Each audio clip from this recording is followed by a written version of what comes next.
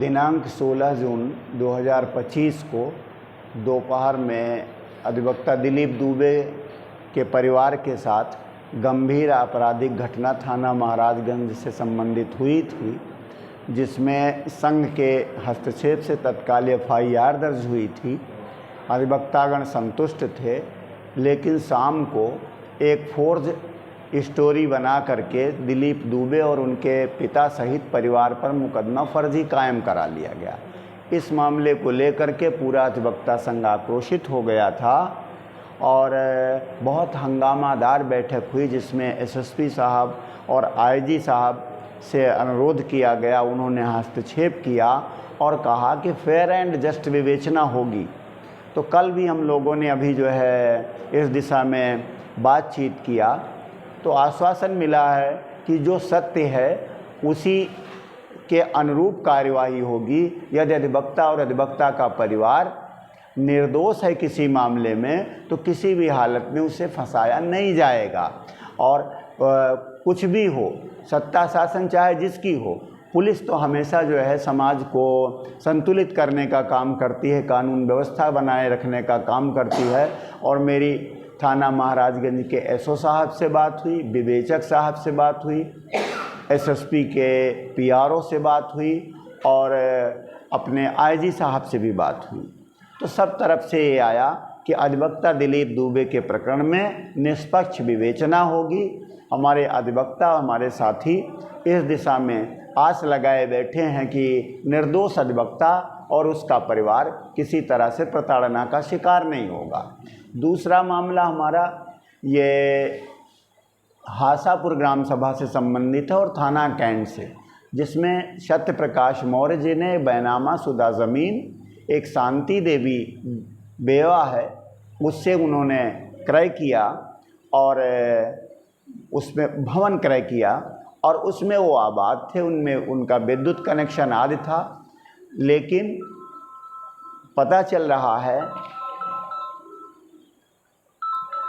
रहा है कि अब उसमें एक व्यक्ति अपने आप को पूर्व का बैनामेदार बताता है और जो उक्त भवन और भूमि की स्वामिनी नहीं है, उससे बैनामा किया हुआ अपना पूर्व का बताता है, जबकि नगर निगम में उसका भवन संख्या दर्ज है, चौहद्दी अलग है उसकी। तो हमारा अधिवक्ता पीड़ित था। इस संबंध में मैंने सीओ साहब से बात किया था और एसओ कैंट साहब से बात किया था, संबंधित चौकी इंचार्ज से भी बात हुई थी। तो मुझे उम्मीद है, दुश्वारियां तो हैं, लेकिन अधिवक्ता के पक्ष में निष्पक्ष रूप से पुलिस प्रशासन और जिला प्रशासन कार्य करेगा, जिससे कचहरी चलाने में हमको जो दुश्वारी आने वाली, समस्या खड़ी होने वाली है, वो नहीं आएगी। अन्य मामले में हमारे अधिवक्ता स्वर्गीय साथी राजकरण द्विवेदी जी, शेड नंबर 25 के, उनके पुत्र रमेश कुमार दुबे जो अधिवक्ता हैं, ट्रेनी अधिवक्ता हैं, और उनको मारने पीटने की, घर में घुस करके गंभीर वारदात की गई थी। उनके सहन की भूमि को विपक्षियों ने कब्जा कर लिया था, जो थाना पूरा कलंदर पुलिस को जैसे ही बार एसोसिएशन के द्वारा संज्ञान में लाया गया, मौके पर पहुंच करके उनकी भूमि और सहन को कब्जा मुक्त कराया गया है और विपक्षियों पर कार्यवाही की दिशा में पुलिस अग्रसर है।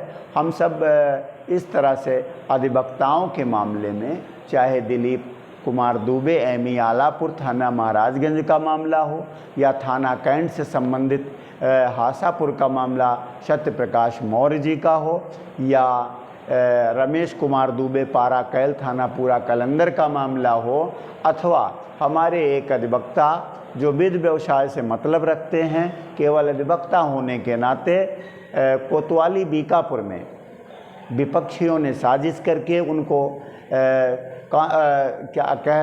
वो क्रिमिनल कॉन्स्पिरेसी के मामले में नामजद कर दिया है। बहुचर्चित मामला, जिसमें आपने सुना होगा कि एक व्यक्ति को 6 टुकड़ों में काट डाला गया था, मर्डर किया गया था। तो जाहिर सी बात है कि अगर हमारा अधिवक्ता सजग है, समाज में काम कर रहा है, तो हो सकता है उससे संबंधित मौकिल कोई वारदात कर दे या करने से पूर्व कोई बात विचार किया हो या करने के बाद करता है तो उसमें हमारा कोई षड्यंत्र नहीं होता है। हम तो अपमार्जक की तरह से काम करते हैं, सामाजिक गंदगी मिटाने का काम करते हैं, निर्दोषों को जो है न्याय दिलाने का काम करते हैं। संभव है कि कई बार कोई दोषी भी बच जाता हो, लेकिन हम किसी आपराधिक षड्यंत्र में नहीं रहते हैं। तो चाहे हमारे ये वर्मा जी का मामला हो, नाम क्या है, राम प्रकाश वर्मा पूर्व कार्यकारिणी सदस्य का मामला हो, या हमारे जूनियर अधिवक्ता रमेश कुमार दुबे जी का मामला हो, अथवा हमारे सत्यप्रकाश मौर्य जी का मामला हो, या हमारे अभिन्न संघ के हिस्सा और सजग साथी दिलीप कुमार दुबे एमी आलापुर का मामला हो, अधिवक्ता संघ ने आज अपना कामकाज सुचारू रूप से शुरू कर दिया है और इस उम्मीद के साथ शुरू किया है कि शासन प्रशासन और पुलिस मिलकर हमें कचहरी और न्यायालय को चलाने में मदद करेगी।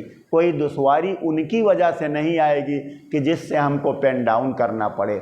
हमारे जिला जज साहब से भी बातचीत हुई है, उन्होंने कहा है अगर अधिवक्ता कहीं दोषी नहीं है तो निश्चित रूप से जिस फोरम पर ज़रूरत होगी न्याय उसके पक्ष में खड़ा किया जाएगा।